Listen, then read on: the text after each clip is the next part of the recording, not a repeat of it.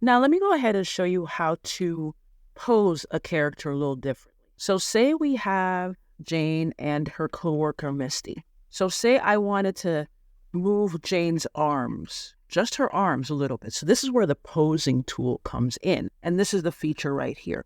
So we click on this posing tool. Katalist picks up on the people in the image, and then it gives us the ability to move their body specifically. For example, this is representing Jane's arm.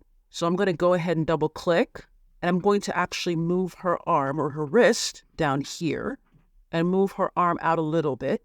And then we'll see once I generate, then I have the ability to regenerate this image, and then her body will assume the new position that I've given it.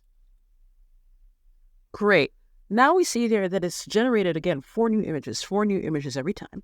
So let's go ahead and take a look and see how it represented the change I made. Remember, we moved our arm out here. So we see that it has been moved right here.